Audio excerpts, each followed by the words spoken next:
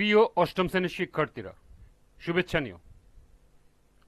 আজকে আমি তোমাদের 2025 সালের বাংলাদেশ ও বিশ্ব পরিচয় বিষয়ের নতুন বই থেকে পঞ্চম অধ্যায় বাংলাদেশ রাষ্ট্র ও সরকার ব্যবস্থা এর পার্ট 2 এর কাজ সমাধান করে দেব। প্রথমে তোমাদের বলবো, যারা আমার চ্যানেলটি সাবস্ক্রাইব করো নাই তারা আমার চ্যানেলটি সাবস্ক্রাইব করবে এবং আমার সাথে থাকবে। তাহলে চলো আমরা ক্লাস শুরু করি। পঞ্চম অধ্যায়ের 51 পৃষ্ঠার কাজ। বাংলাদেশ একটি গণতান্ত্রিক রাষ্ট্র দুটি উদাহরণের সাহায্যে প্রমাণ করো। অর্থাৎ বাংলাদেশ যে একটি গণতান্ত্রিক রাষ্ট্র সেটা প্রমাণ করতে হবে উদাহরণের মাধ্যমে, অর্থাৎ দুটি উদাহরণ দিয়ে বুঝিয়ে দিতে হবে। তো চলো এখন আমরা এর সমাধান দেখে নিই। এর সমাধান হলো, গণতন্ত্র হলো এমন এক ধরনের সরকার ব্যবস্থা যা জনগণকে রাজনৈতিক নিয়ন্ত্রণ প্রয়োগের ক্ষমতা প্রদান করে, রাষ্ট্রপ্রধানের ক্ষমতা সীমিত করে, সরকারি সত্তার মধ্যে ক্ষমতার পৃথকীকরণ ব্যবস্থা করে এবং প্রকৃতির অধিকার এবং নাগরিক স্বাধীনতা সুরক্ষা নিশ্চিত করে। বাংলাদেশ একটি গণতান্ত্রিক রাষ্ট্র দুটি উদাহরণের সাহায্যে নিম্নে উপস্থাপন করা হলো। 1.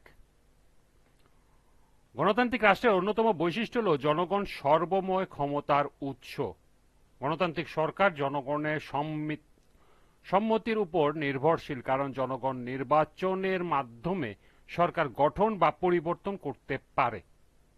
জনগণের সক্রিয় অংশগ্রহণ ছাড়া গণতন্ত্র খুব কমই টিকে থাকে।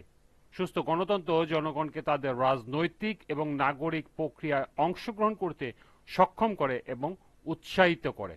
আর বাংলাদেশের জনগণ রাজনৈতিক ও নাগরিক প্রক্রিয়ায় অংশগ্রহণ করতে সক্ষম, সুতরাং বলা যায় বাংলাদেশ একটি গণতান্ত্রিক রাষ্ট্র।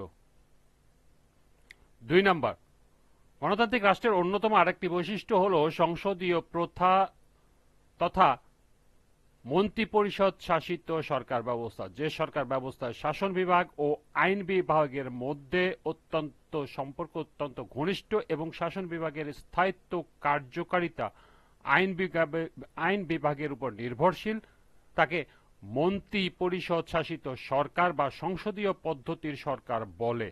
এতে মন্ত্রিসভার হাতে দেশের শাসন ক্ষমতা থাকে।